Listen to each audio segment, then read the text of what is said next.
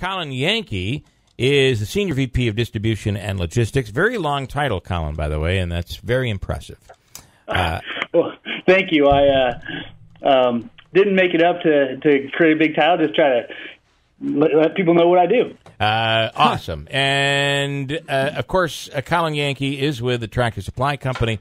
And a big day a couple of days ago when you actually broke ground in Frankfort at the business park, which is informally known as the Pumpkin Patch.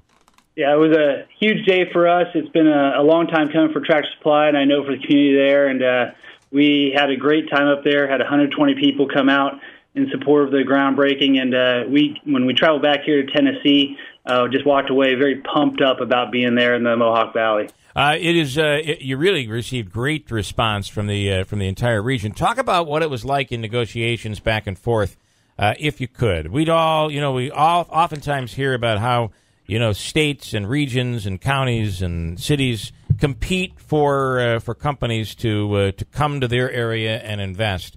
Talk about the experience you had with Herkimer County and with the state and with the region.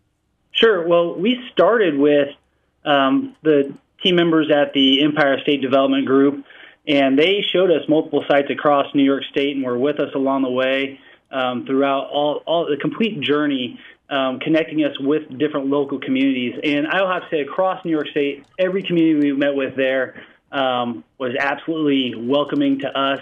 And at the time, they didn't know it was Tractor Supply. We went in really just as people looking to open up a business.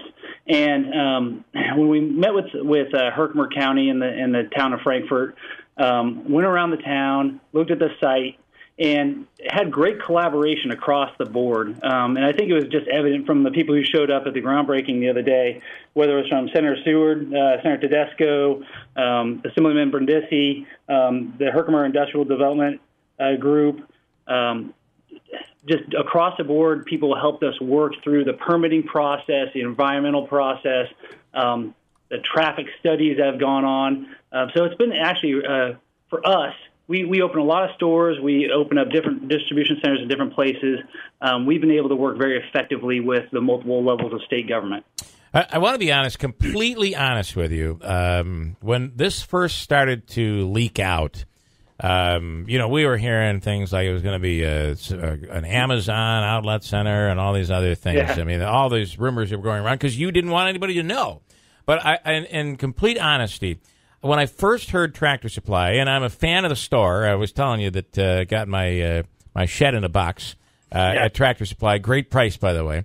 But I almost felt like, wow, I thought it was going to be something like a really big company. Then I went in and began looking up Tractor Supply. And because, and Colin, don't take this as be offended by this, but you come off as a hometown store, which is the beauty of Tractor Supply. Then you start digging in and looking at the history and looking at the success the company is having and the growth, the fact that you open up 100 stores, it's on average every year. I was shocked by that. Well, I actually love that you were shocked. That's great because that really is our business model. We have a saying at Tractor Supply that we don't have 1,600 stores. We have one store in 1,600 communities. And I like that. And that's the way we really look at it because our stores are very tailored to the communities they're in. We hire people who obviously work in those communities, and they're not these big, major box stores. I mean, they're 15,000 square feet, so we have to be very disciplined and very intentional about where we put them, why we're putting these stores in different communities, and really make that connection with our customers in that local community. So it's not a transactional type relationship. It is a service and community type environment that we try to have in our stores, very much like that general store that people can go to and connect. Yeah. Well, your intentions worked on me, I got to tell you. But then when you start to read the company and the values of the company, it is really impressive. Can we get right to the bottom line that people are most interested in, and that is the jobs and the timeline of how that's all going to roll out? Sure. So from a hiring perspective, we expect to create 350 jobs over the next 6 years there at that Frankfort Distribution Center. And the basic timeline for it will be at the beginning of 2018, we will start hiring many of the management and leadership type positions. So think supervisors and operations managers and people to help with the transportation operations there at the site. And then as we move into spring and summer, we'll start to hire some of the back office type support, different clerical type roles, human resources. And then in late summer is when the hiring will really kick off. We'll start to do some different job fairs to hire different warehouse worker type positions, people who are driving forklifts and moving the product and picking orders and shipping product to our stores. And we'll get ready to open up in the fall of 2018 and start shipping to our stores before the beginning of 2019. And throughout the entire time period, we'll be hiring. And then we'll continue to layer in more volume and more stores into that location, and that'll drive even more hiring. So we want this to be a really great startup for this operation, have people feel part of the Tractor Supply family. So we'll ramp into that business as quickly as we can. All right. Well, I think people are really excited. What type of pay? Can you talk about the type of pay these jobs will end up developing into?